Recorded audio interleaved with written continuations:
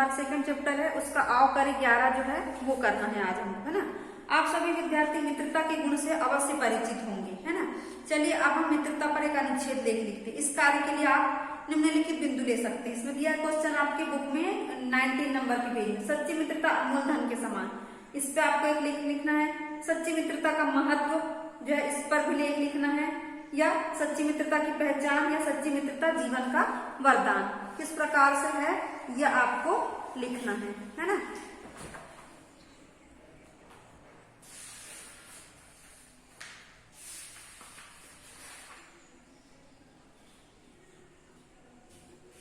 उसके बाद देखिए आपको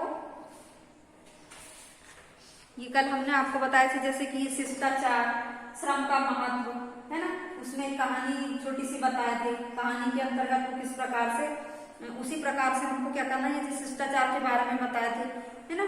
तो उसी प्रकार से आपको सच्ची मित्रता के बारे में आपको उसमें बताना है। अब देखिए मेरी बारी 6, है ना, मेरी बारी 6।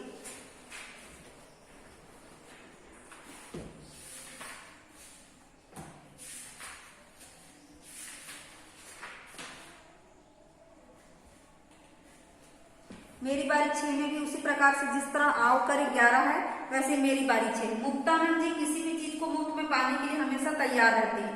ये उनके लालची स्वभाव को दर्शाता है कि वे लालची थे, इसलिए क्या करते थे, कोई भी चीज मुफ्त में मिल जाए। जैसे बर्फ लेने चले गए थे, भले ही वहां पर अपने शर्ट फटवा दिए, पैंट फटवा दिए, है ना, फट गए सब भीड़ के कारण, लेकिन वो बर्फ लेने चले गए क्योंकि वो क्या हो रहा था, मुफ्त में मिल रहा था। किसी व्यक्ति के प्रसन्न रहने का भाव संतोष है। जब अब आप संतोष धन पर एक अनुच्छेद लिखिए, है ना।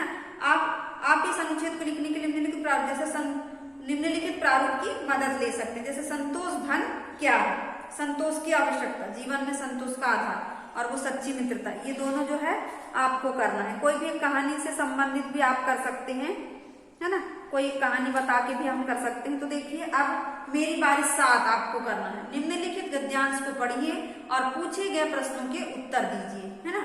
कहते हैं भारत में चाय का प्रचलन अंग्रेज कंपनियों किया था। वे बाजार में लोगों को मुफ्त में चाय पिलाते थे, पर लोगों को लगता था कि इसमें जरूर कुछ खराब चीज है जिसे पिलाकर ये हमारा धर्म खराब करना चाहते। जैसे आजकल कुछ मूर्ख लोग ये सोचकर अपने बच्चों को पोलियो की दवा नहीं पिलाते कि इससे बच्चे नपुंसक हो जाएंगे। वे सोचते हैं कि हम सीधी तरह सुधरने को तैयार नहीं, इसलिए सरकार ने हमारी जनसंख्या घटाने का ये तरीका निकाला। ऐसी सोच वाले आज के वैज्ञानिक युग में भी है।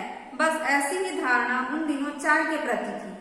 धीरे धीरे मुफ्तखोरी की आदत ने जोर मारा और चाय चल पड़ी। अब किसी से मिलने जाए तो पानी के पहले चाय आ जाती है ना। पिछले साल मैंने एक मित्र को खाने पर बुलाया। अगले दिन उनकी पत्नी ने किसी से शिकायत करते हुए कहा कि खाना तो अच्छा था, पर भाई साहब अगर 1 कप चाय पिला देते तो उनका क्या घट जाता।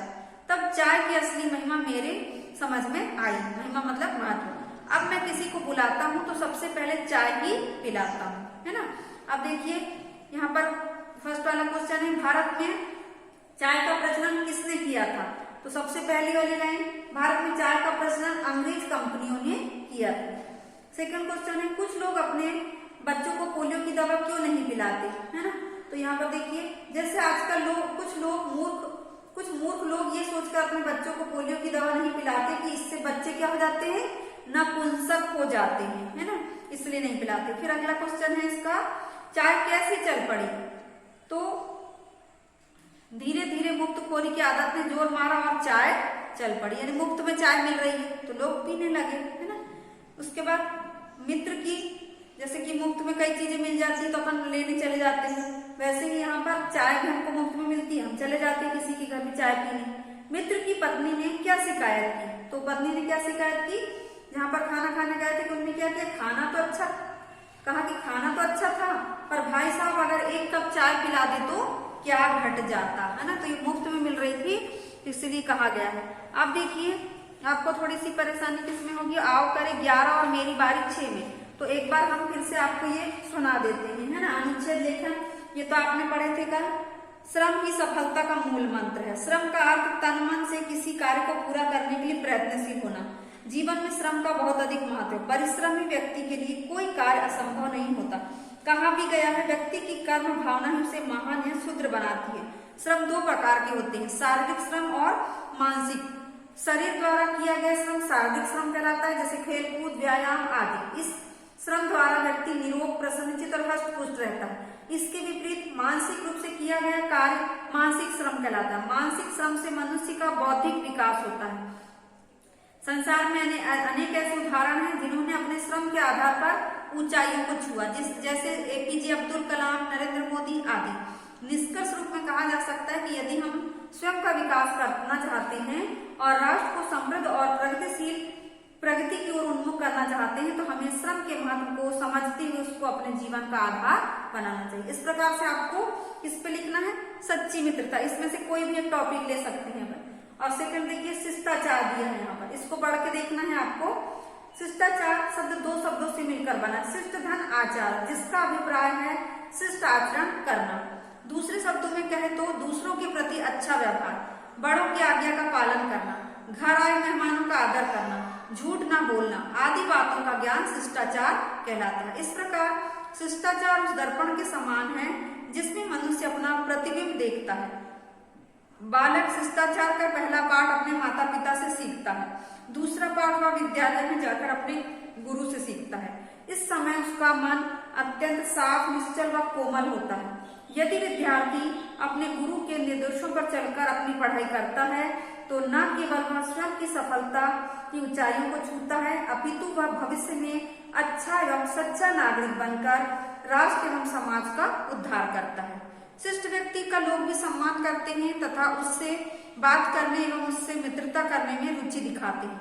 प्रत्येक व्यक्ति चाहता है कि दूसरे लोग उसका आदर करें, लेकिन वह स्वयं शिष्टाचार का पालन करना भूल जाता है। अतः प्रत्येक मनुष्य का यह कर्तव्य है कि वह स्वयं भी शिष्टाचार का पालन करे तथा अपनी आने वाली पीढ़ी को भी इसके महत्व और प्रभाव को समझाते हुए शिष्ट आचरण करने के लिए प्रेरित करे। तो इस प्रकार से ये जो दो पैराग्राफ दिए उसी से आपको आओ करे 11 और मेरी बारी 6 जैसे संतोष धन है ना, उस प्रकार से बनाना। हमने आपको सबसे शुरू में बताए थे जैसे कि 2 कोलगेट पे 1 फ्री, 2 माचिस पे 1 माचिस फ्री, 2 पार्ले पे 1 पार्ले। ये क्या है, मुफ्त की चीजें होती है जिसको हम लेना चाहते हैं, है ना। तो मुक्तानंद जी कैसे थे कि जो फ्री का सामान मिलता था उसी को लेने दौड़ जाते थे, है ना। पेपर भी पढ़ते थे तो मुफ्त में, है ना। तो आज ये चैप्टर जो है आपका यही समाप्त हो रहा है। तो आपको क्या करना है, आओ करे 11, मेरी बारी 6 और 7, ये आपको क्या करना है, होमवर्क में करना है। आओ करे 11, मेरी बारी